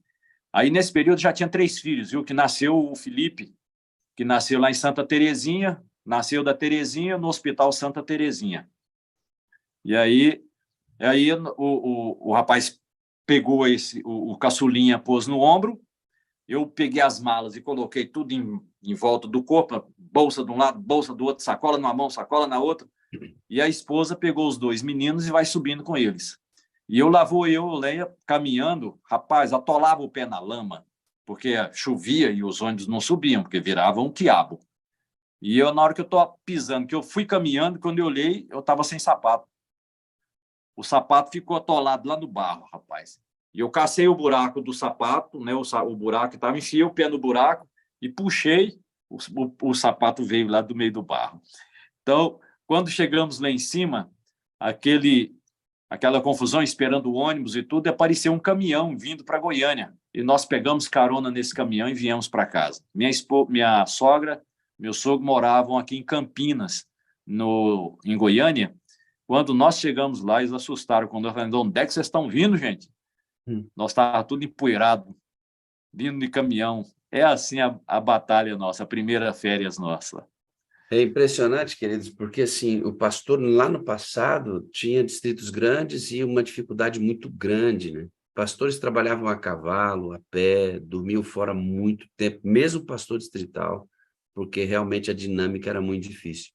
Esses homens aí que você está ouvindo falar, os pastores que são daqui já jubilados, Eles asfaltaram muitas rodovias para nós, pastores, trafegarmos mais tranquilamente hoje. No lado oposto, no outro lado da história, eu penso que o pastor Ivaí, quando pegou o início do seu ministério lá atrás, tinha membros mais suscetíveis ao comando, uma igreja um pouco mais fácil de liderar, com um pouco mais de respeito à hierarquia, ao comando do líder. A sociedade que nós vivemos hoje, nessa sociedade líquida, depois já da pós-modernidade, em que não há referência para nada, também sofre os embates desse tipo de pensamento. E liderar hoje, num contexto em que toda a mente é questionadora, tem se tornado, talvez, pastor, as nossas picadas, as nossas idas a pé, a cavalo, porque os desafios mudaram.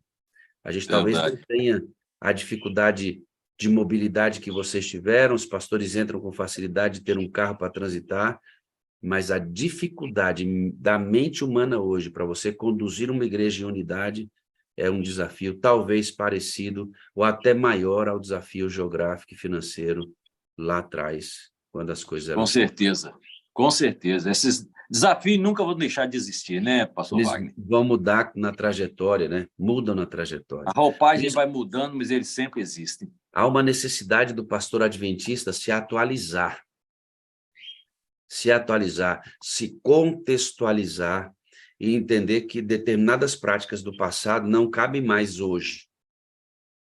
E que nós temos que adequar linguagem, abordagem, perfil, tudo ao mundo em que nós vivemos, para alcançar o tipo de mente que nós temos hoje. O que eu quero dizer é que determinados tipos de argumentos e abordagens que eram úteis para o passado já não são mais hoje. Não estou falando Com certeza. Não estou falando de mundanidade, abrir a igreja para o mundo. Não, não é isso. Mas é você ser inteligente o suficiente, saber que nós temos que nos adequar, nos modernizar sem mundanizar, como diz o pastor Ayrton Killer, nosso secretário, nosso escritório mundial. Pastor, o senhor vai entrar na sala através de um amigo, chama Gilmar, né? Justamente. O irmão Gilmar era membro aqui da meu distrito, e quando eu vim para Goiânia, eu participei de 3 distritos em Goiânia. E depois que eu entro para a jubilação, o irmão Gilmar eu vou pregar lá na igreja, ele me apresenta a sala 57. Eu começo a frequentar. Vez sim, vez não, vez sim, vez não, e aí fui me acostumando. Isso no princípio da pandemia, quando estava naquele começo. E aí eu fui ajustando a minha vida e comecei a frequentar a sala 57 desde então. Foi aí que eu conheci a sala e começo a abrir a minha mente para essa visão do Espírito Santo. É uma coisa que é interessante, muitas pessoas falam, não, você fica falando do Espírito Santo e tal, mas acontece que é exatamente isso, é a última fase da pregação do Evangelho, é a missão do Espírito Santo, é a ação do Espírito Santo na igreja. Então, isso precisa ser compreendido, a gente não compreende isso bem. Então, é necessário que isso verdadeiramente seja falado para que se compreenda que a ação do Espírito Santo agora é a fase final. Deus, o Pai, Jeová no passado, Jesus Cristo e agora o Espírito Santo. O senhor vai dizer no áudio que o senhor não tinha noção disso, pastor. Não tinha noção que eu fico vendo as minhas atividades, as minhas pregações e tal, e hoje o enfoque é interessante, como que o enfoque hoje ele muda, né? Quando eu pego ali o princípio do Apocalipse, os primeiros versos do Apocalipse também, é tão fantástico. Eu preguei aqui, né, na sala 57, falando o começo, revelação de Jesus Cristo que Deus lhe deu para mostrar aos servos as coisas que em breve devem acontecer. E aí mostra que quem faz isso é o espírito de profecia. Está lá em Apocalipse 19:10, assim, esses servos que vão receber, eles guardam a palavra de Deus e têm o testemunho de Jesus. E o testemunho de Jesus é o espírito de profecia. O espírito de profecia é azeite a mais das virgens. Então, isso fica claro demais. Então, compreender isso é fantástico. quando a gente estuda, pastor, o Apocalipse, as 7 cartas, ela termina sempre dizendo assim, ó, ouça. O que o Espírito diz às igrejas. Amigo, quantas vezes eu preguei, dei estudo bíblico sobre o Apocalipse e nunca enfatizei que o comunicador da igreja nesta última fase é o Espírito Santo.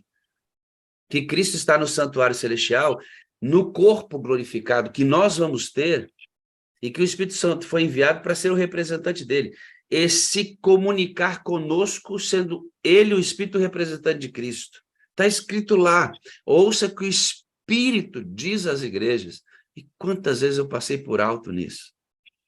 É assim, por isso que tem aquela, nessa mensagem que eu dei hoje aqui, mostrando como que Satanás ele ofuscou a verdade, ele vem encobrindo, né? Misturando o erro com a verdade, e vai tampando e impedindo que as pessoas compreendam. Compreender isso é luz, e é tão simples. Mas ela se torna... Você estava falando do estudo bíblico que você deu para sua sobrinha? Eu estou dando um estudo bíblico para um casal, eles vão casar em novembro. Ele é adventista e ela não.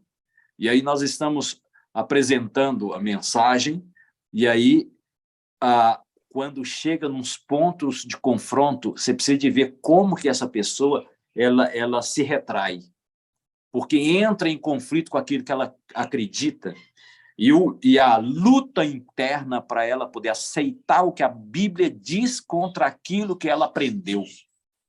Essa é a grande jogada do diabo, ele fica enganando. E a coisa é tão clara e a gente não enxerga. Olha que coisa interessante com relação ao engano. Preste atenção aqui, irmã Edneuza, a senhora está dirigindo. Cuidado aí, irmã Edneuza.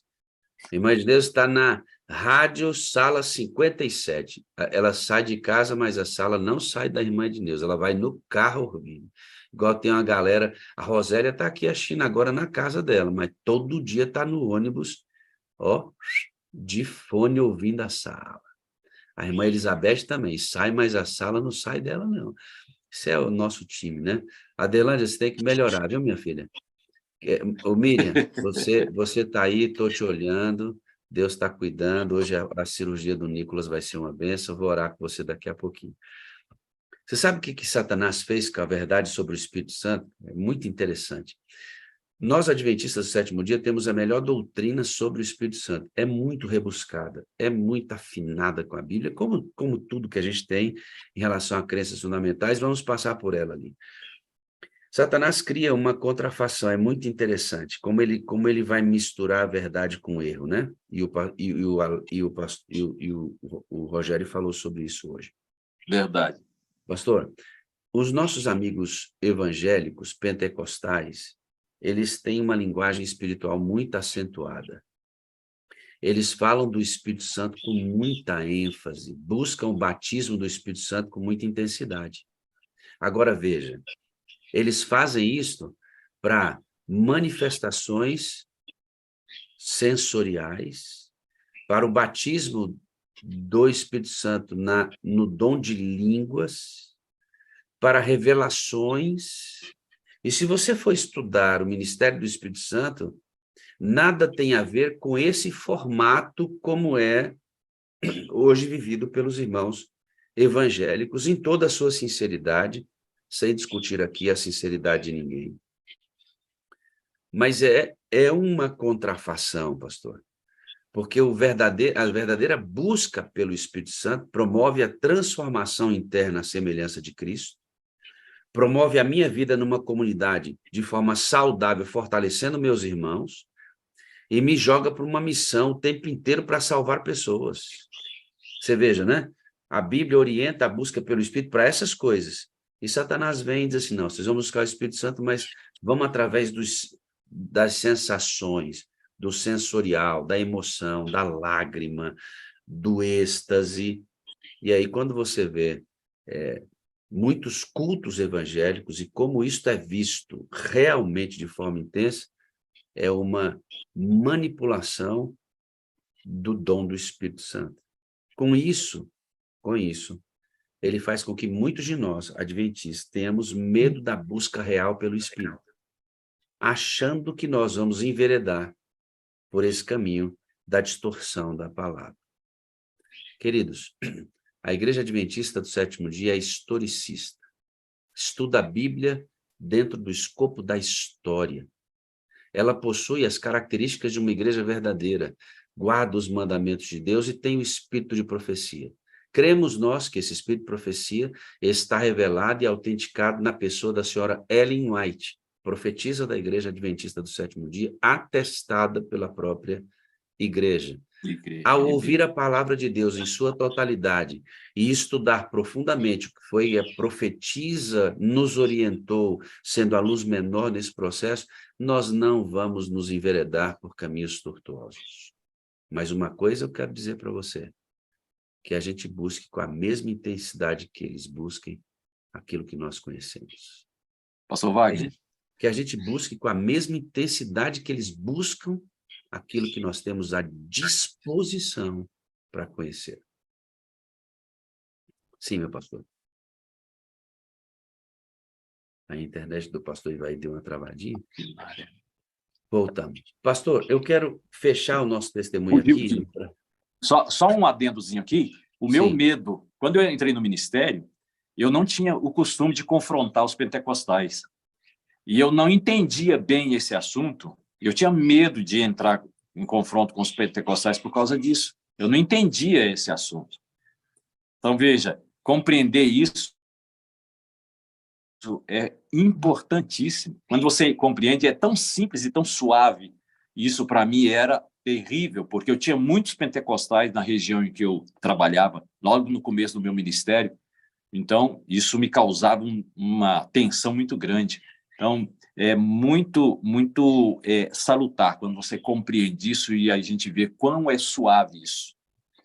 Eu vejo, pastor, neles, nos irmãos pentecostais, uma crença muito forte nisso, eles acreditam nisso e eles buscam isso com intensidade. Nós temos a nossa maneira bíblica de crer nisso, centrada em toda a palavra, e da maneira como nós cremos. Então, por que a gente não busca com a mesma intensidade? Por que a gente não se aprofunda? Por que a gente não, sabe, faz isso, irmão, faz isso. Estuda esses 2 capítulos de eventos finais, 12 e 13. Mas assim, ó, eu li ontem, já vou ler hoje de novo e vou rascunhar, porque tem muita coisa ali dentro extraordinária nesses 2 capítulos, falando exatamente sobre a chuva serôdia, sobre a necessidade do Espírito Santo. Ela é muito precisa nas informações. Vai lá, irmão. Eventos Finais, capítulo 12 e 13. Vamos mergulhar nisso. Eu fico pensando só uma coisa, pastor. Como Deus é misericordioso, né? O senhor passou todo o seu ministério sem atuar diretamente dessa maneira. Correto. E hoje o senhor aplica seus sermões de maneira diferente. A maneira como o senhor prega mudou. Com certeza, com certeza. A visão é outra, o enfoque tem que ser outro. Ele não pode ser mais a mesma coisa, porque você tem que direcionar a mente das pessoas para compreender a necessidade da igreja no tempo presente, como que a igreja e o que vai acontecer com a igreja. Então, essa falta, você fala quanto que as pessoas dentro da igreja não compreendem o santuário, é lamentável. Quantos não estudam o Espírito de Profecia, não leem os livros do Espírito de Profecia para poder ajudar a compreender a Bíblia. Porque, veja, durante 1260 anos, a Bíblia foi ofuscada, ela foi manipulada e muita coisa foi introduzida dentro do cristianismo. Então, por que existem muitas doutrinas em muitos movimentos religiosos com ideias diferentes? Porque tem muita coisa encaminhada por meandros, por caminhos que não são os caminhos de Jesus, né? Aquele caminho que a Bíblia ensina.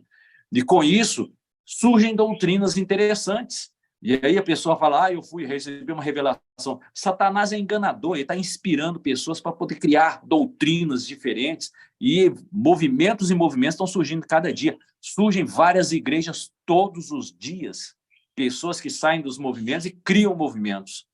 Por isso enganando. Esse é o objetivo de Satanás.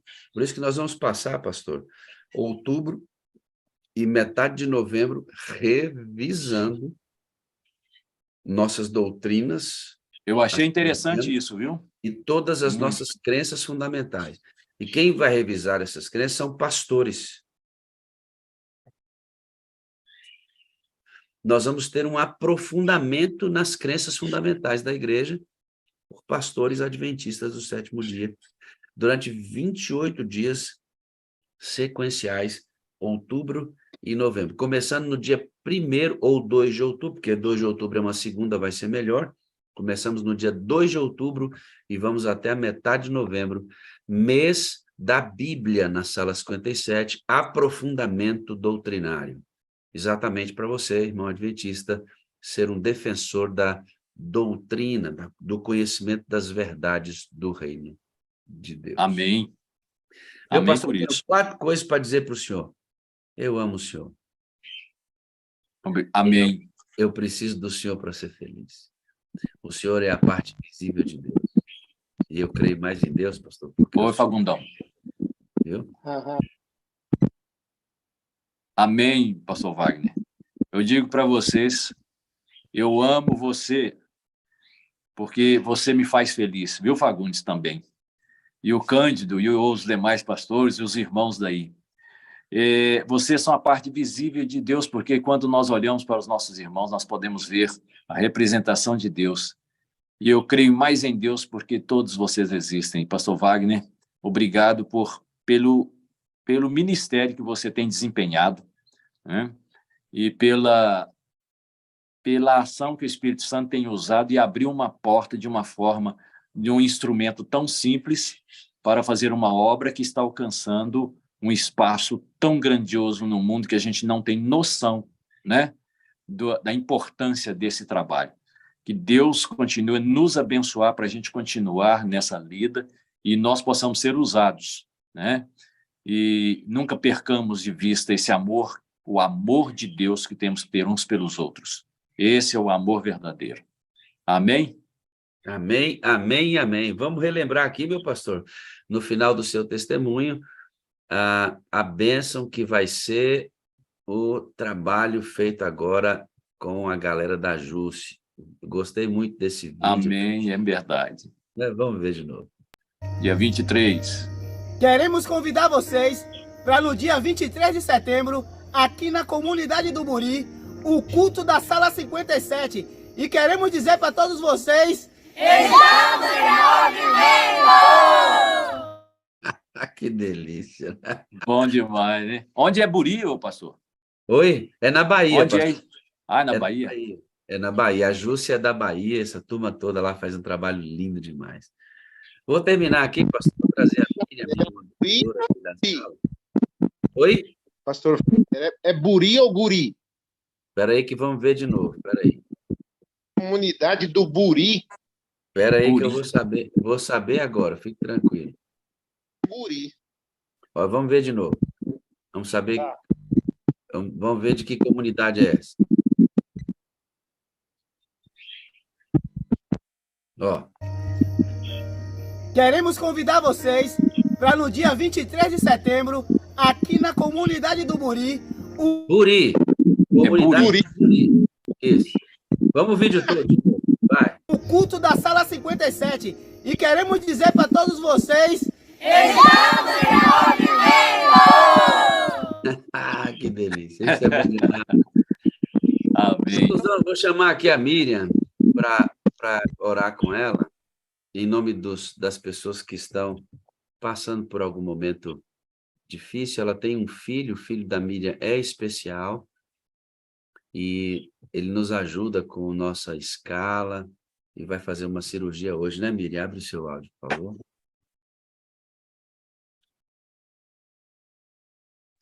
Olá, bom dia, pastor. Bom Então, dia a dizendo que todos. Buri é um coco. Olha um baiano ajudando a irmã Luci. E aí, como é que está o Nicolas? Ele está dormindo, tá em jejum agora, né? Está dormindo e vai fazer a cirurgia 1h da tarde.